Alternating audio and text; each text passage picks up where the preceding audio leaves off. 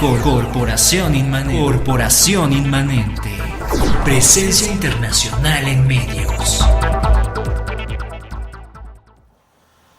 Estamos de regreso en este su programa Saber Sin Fin y agradezco a usted que nos sigue en vivo. Gracias por tomarse este tiempo. David Méndez en los controles, José Gabriel Ávila Rivera mi acompañante, Abel Pérez Rojas el de la voz. Medios electrónicos y redes sociales inhiben el ejercicio de la crítica teatral.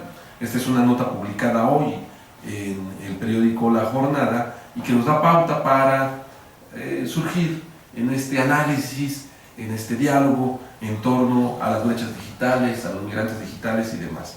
En una nota firmada por Erika Montaño Garfias, enviada del periódico La Jornada en Taxco Guerrero, dice lo siguiente: los medios electrónicos y las redes sociales propician un fenómeno interesante en la crítica de teatro, que en muchos se ha convertido en un espacio publicitario en lugar de una verdadera reflexión acerca de este arte, señaló el investigador Rodolfo Obregón durante la conferencia Panorama Histórico de la Crítica Cinematográfica y Teatral en México. La ponencia fue parte del programa de la sesión de la cátedra Ingmar Bergman en Cine y Teatro de la Universidad Nacional Autónoma de México, que por primera vez se realizó en el contexto de las jornadas alarconianas que reunió investigadores e historiadores para hablar también de la obra de Chekhov, en la cual se presentó Tomo tu mano en la mía de Carol Rocamora, dirigida por David Evia. El objetivo de esta cátedra es propiciar puntos de encuentro, diálogo y polémica, a veces de conflicto, de lucha libre entre el teatro y el cine, hermanos que se pelean demasiado, que se distancian, pero que sabemos que tienen vasos comunicantes y pertenecen a una misma familia, refirió Gabriel Rodríguez, responsable de la planeación académica de la cátedra que con este encuentro inauguró sus sesiones foráneas. El primer tema fue el de la revisión histórica de la crítica en el teatro y el cine, en el que participaron Rodolfo Obregón y Miguel Miquel, y además atmósferas de Chekhov, con la charla de los directores teatrales David Evia y David Holguín, quienes destacaron la actualidad de los textos y personajes del autor ruso. Fíjese cómo en esta situación intervino pues aquí la combinación del arte, del teatro, de la pintura, y cómo las redes sociales inhiben el ejercicio de la crítica teatral. Y yo diría, José Gabriel Ávila Rivera, inhiben la crítica de lo que sea. Sí. ¿Qué es una crítica? Empecemos, ¿qué es una crítica, José Gabriel Ávila Rivera?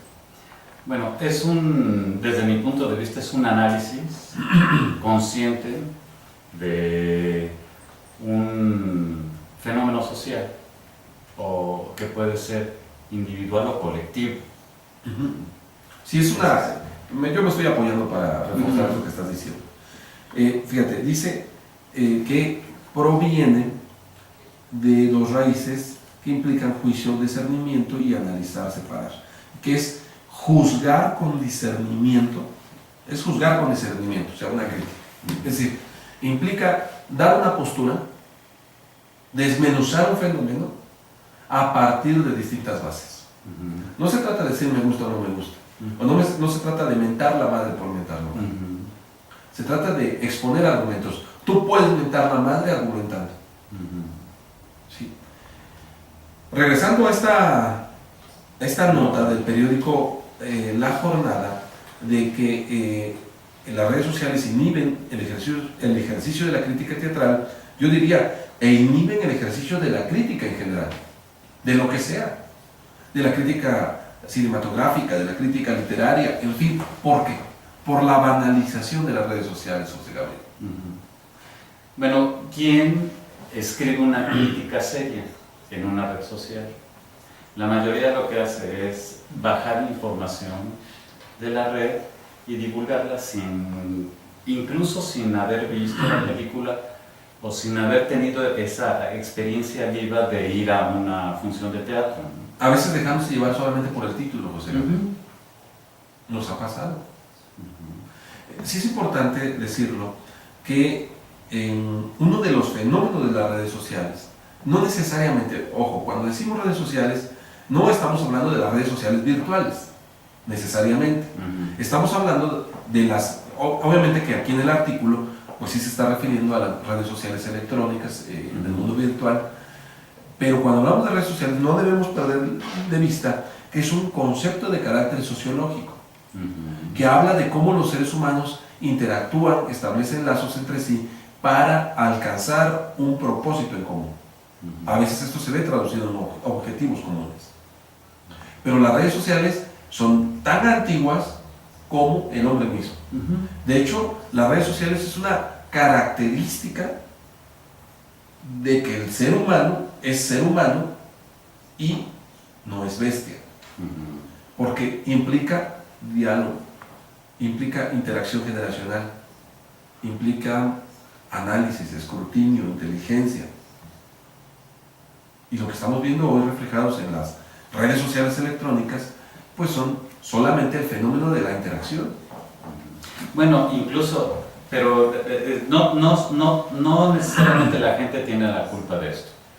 Porque si te pones a ver, la manifestación cinematográfica también se ha banalizado. Ya no digamos en películas de mala calidad. Es tan terrible esto que incluso se da un fenómeno de repetición de personajes o de acciones. Por ejemplo, está Rápido y Furioso 1, Rápido y Furioso 2, Rápido y Furioso 3. ¿Cuántos hay? Iron Man 1, Iron Man 2, o sea, ¿y cuántos se van repitiendo, no? Piratas del Caribe, ¿cuántos hay? Y el buen cine pareciera que va cada vez en un franco retroceso precisamente por falta de audiencia.